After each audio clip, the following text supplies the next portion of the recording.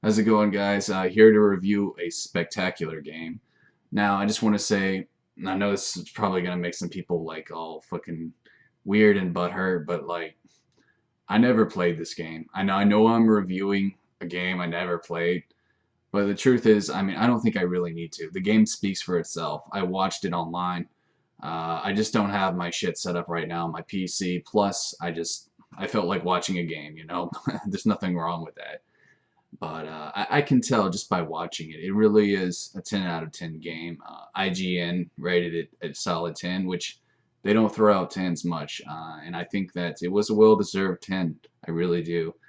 The thing about me is I like zombie games, but I'm not nearly as obsessed as some people. And because of that, I guess I did miss out on some things. And this was definitely a game I missed out on.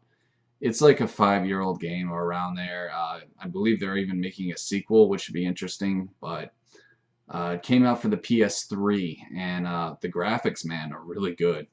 Like you can tell they push it to the limits with this game. They also made a remastered edition, I believe, for PS4, if I'm not mistaken. But yeah, it's really cool, man. I mean, just not just the gameplay, but the story is amazing and you really connect with the characters. When you connect with characters in a game, that's something rare. Like a lot of games, especially like, the old school ones, there's just little to no dialogue. And with a game like this, I mean, you are captivated. Like you are completely immersed.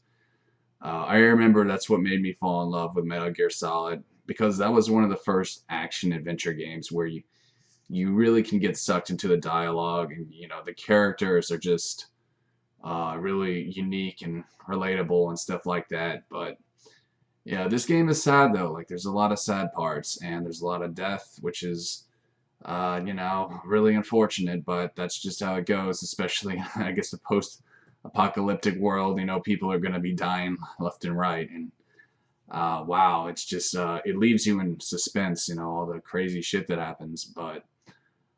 Just to give you guys like a quick run through on the story without spoiling anything. It's about this dude who basically, is they're in a post-apocalyptic world. I don't know the exact year. I don't know if they even say, but he's basically trying to survive with his daughter, and his daughter dies, which is really sad.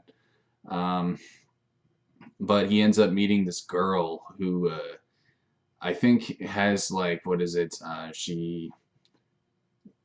You're supposed to save her. You're doing like some favor for a certain group called the Fireflies, and she ends up. There's like some secret about her to where she's immune to certain stuff. Like she has, I guess her body is somehow immune to it, and so you're trying to. The mission of the game is you're basically like trying to. Well, actually, like they end up forming a relationship, not a sexual relationship, but I guess he kind of reminds her of his daughter. Look, I'm not the best at explaining shit, but it's just like you can tell it is a deep relationship. And even though I think the girl is kind of annoying and she has like a serious attitude problem, I still admire her spunk and, her will to survive. And I think that's really cool. But I will admit that's one thing I didn't like about the game is you're around that annoying 10-year-old like through the majority of the game. You even play as her. And there were parts where, I mean, I know this is fucked up. There were parts where I just wish he would have died. And I'm sorry, guys. I know that's terrible, but like, that's my one gripe about this game is she's just really fucking annoying at times. But it is what it is. That's really not even a legit complaint. The gameplay in this is phenomenal. It runs a lot like Metal Gear Solid. There's a lot of stealth. It's not quite as I guess you could say as complex like as far as the controls go.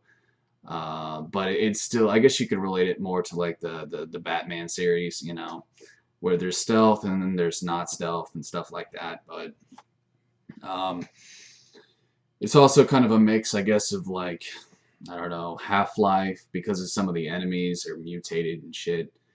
And a little bit of, what else is it?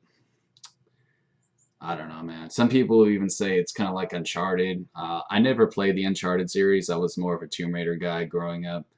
I was a kid of the 90s, which was way before Uncharted, and it did kind of remind me of Tomb Raider because there's a lot of, unique environments. You're not just like in the city, you go out in nature and stuff like that. There's a lot of cool environments. The game is really long too. I have to say it's amazing to see a game these days that's that long. A lot of games these days you can beat in less than probably 5-6 hours, but with this one you're going to be at it for a while. So yeah, I mean that goes to show you right there that a lot of effort was put into this, a lot of hard work. This was by no means a AAA title that was meant to just make money. This game, its intent was to be a good game, and you can definitely tell by playing it. But yeah, I don't know what else to really say. It's just a really great game. You have to play it. I know there's a game, looks like some new game coming out for the new consoles that's kind of like I guess like a spin-off of The Last of Us. I forget the name of it, but I don't know, man. I don't know. We'll see how well that one does, but I don't think it's going to top The Last of Us. I just don't think anything can really top that as far as like zombie games go, because I just have to say again, like in terms of zombie genre games, there's a lot of stuff that's just so painfully generic. I mean, I like stuff like Dead Rising, that's cool. Using your environment and just like, you know, going up against thousands and thousands of zombies. I think that's pretty unique and original. I never played much of that series, but that's definitely one I would consider unique. Also, Resident Evil. Everyone loves Resident Evil, but I don't know, man. Like, I never really got into Left 4 Dead and stuff like that, that were just like zombie. I guess you could call it like a zombie shoot 'em up game.